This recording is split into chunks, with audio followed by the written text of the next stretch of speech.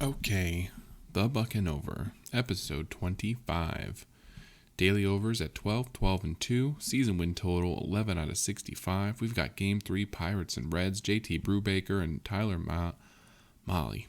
I'm never going to say that name right. Pitching for the respective clubs. The Perez is right. I mean, JT Brubaker had a great start. But where are the bats? That's what I need to know. Where are the bats? And we got the ghost of Redbeard's past. So all of that and more coming up on this episode of The Bucn Over.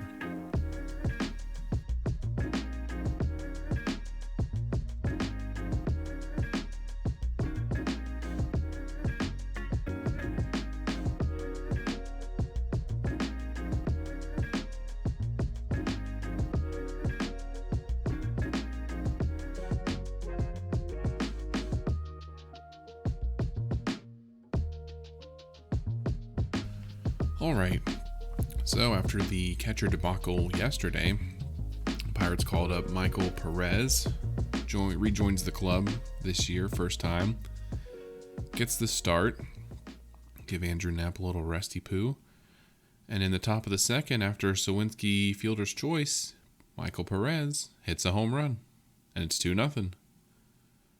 So, okay, way to make the most of an opportunity. Good job, Michael Perez. Lights out pitching. I took a little nap, woke up in the 6th, but through 5, great pitching. You're thinking, Pirates, gonna get a W for their starter, finally. It's pitching well, it's 2-0. We got a good bullpen. Let's lock it down. Dylan Peters, who's been very good, hasn't given up a run yet. He comes in, bottom of the 6th. You get a soft single by Drury, and then 3 straight walks, unable to find the plate. And these weren't, I don't think, necessarily bad calls. They were just he couldn't find the plate. Walks Moustakas, Stevenson, and Pham. It's 2-1. So Shelton comes in and brings Heath Hembree in. Gets a strikeout. You're going, okay. Still no outs, by the way. Hembree comes in, gets the strikeout. You're going, okay, we're going to get out of this. Double play, boom. Except Colin Moran at the plate, he hits a bomb. Grand slam, 5-2. And that just derailed any momentum. It was pretty much game over from then. Top of the 8th, though, Moretta comes in, which was yesterday's opener. And Brian Reynolds, I mean, if there was a way to assign a pitcher to a batter, Brian Reynolds would take Moretta every time. Another home run. Had one yesterday. Has one today. 5-3.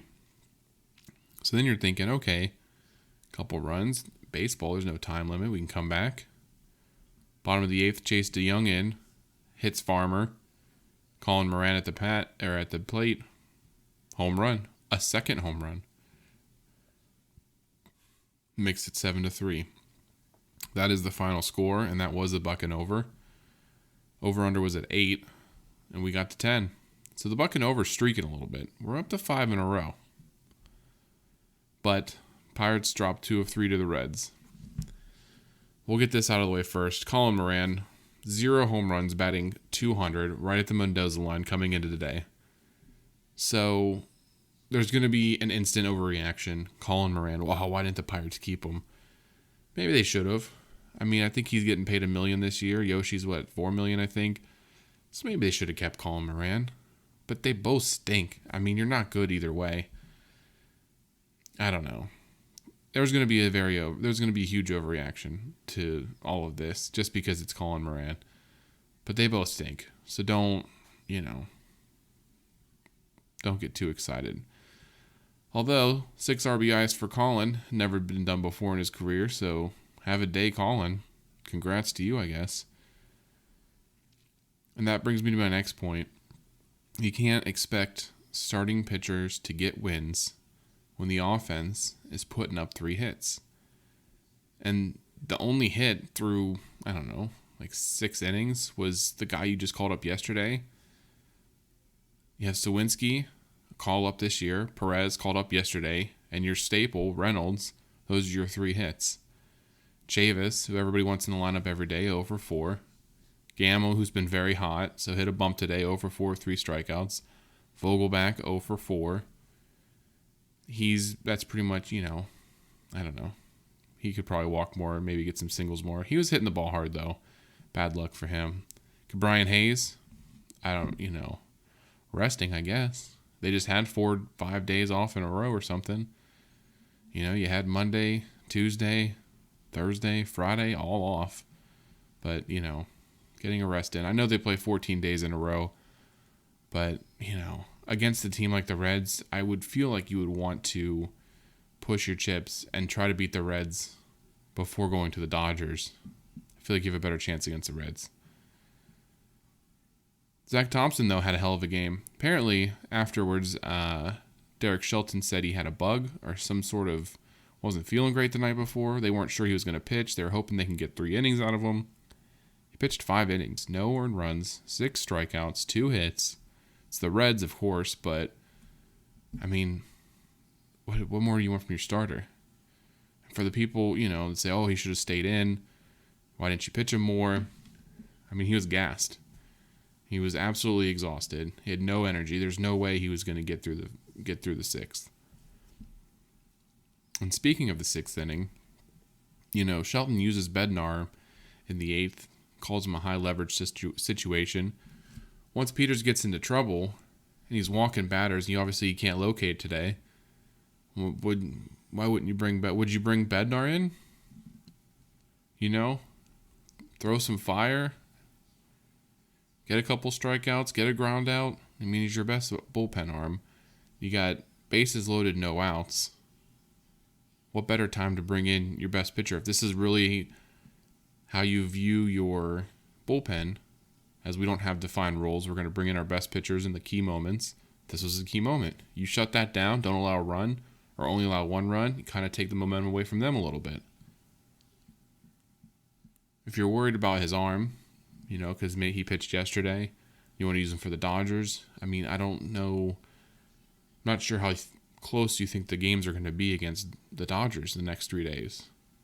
Of course, it's baseball. Anything can happen, but I feel like in that situation, you would want to lock up a win against a bad team. That's just my opinion. I was just curious. I'm curious to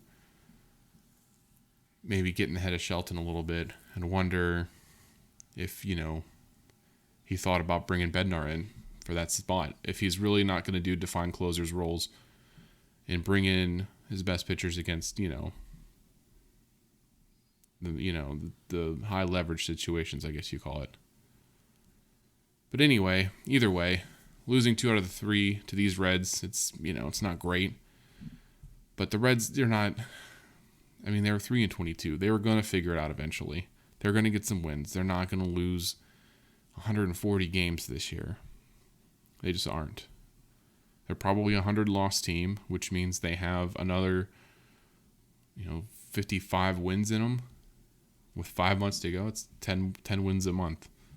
And that's still tragic. It's still a tragic team. I mean, you look at their schedule. Braves, Rockies, Cardinals, Padres. They've been playing good teams. The Braves have been playing good teams. They haven't been playing chumps. So, the Pirates had the Cubs, who aren't very good. And they've had some, they've had St. Louis, and they've had some tough teams too. That's why they have the record they have. Pretty much right down the road, 11-16. It just, it is what it is. That's baseball. Teams are going to win random weird games that you don't expect. We're still in May. We're still figuring out these teams, all of them across the league. You don't know who's who. So you just put it behind you. Look forward. Look forward to the future. Speaking of the future, a little bit of minor league news. Henry Davis promoted to Double-A today. He was absolutely destroying the ball in Greensboro. He had like 5 home runs, batting over 350. So, well-deserved to him. Let's see it continue. I read on Twitter, he's on pace to join the Pirates next year. He'll probably get a spring training invite. They'll probably send him down in April. He'll probably come up in June. So, June 2023, look for Henry Davis. So that's some positive news. Good to see Henry Davis, your number one pick, doing well in the system. Development is critical. Dodgers coming to town. That's your next series. Dodgers, Pirates tomorrow night. Dodgers coming off a fresh sweep of the Cubs, 3-0. Handled them pretty easily. Nothing really close. You got Julio Urias versus Jose Quintana at PNC Park. Come on down, see your buccos. Julio Urias, 1.88 ERA, 2-1, 19 strikeouts over 24 innings pitched. Jose Quintana, 0-1, 3.38 ERA, 20 strikeouts over 24 innings pitched. So looking forward to that tomorrow. I'll be at work. Of course, you also have the Pens game tomorrow, so kind of have a Bucks and Pucks thing going on. We'll see how. If I wasn't working, it'd be a heck of a game to go to. I think the ballpark's gonna be empty tomorrow with the Penguins game. Go get a cheap ticket, work your way down, have a hot dog, enjoy some baseball. All right, Bucn over, streaking 5, 13, 12, and 2. Season win totals at 11 out of 65. We got this new series against the Dodgers. Fresh start. Forget about the Reds. It's old news, except we'll see them this weekend coming up, so not too old. But that's the beauty of baseball. You put a bad series behind you, you start fresh, you get a win against the Dodgers tomorrow, and everyone forgets about the previous game. Yeah, let's get one tomorrow.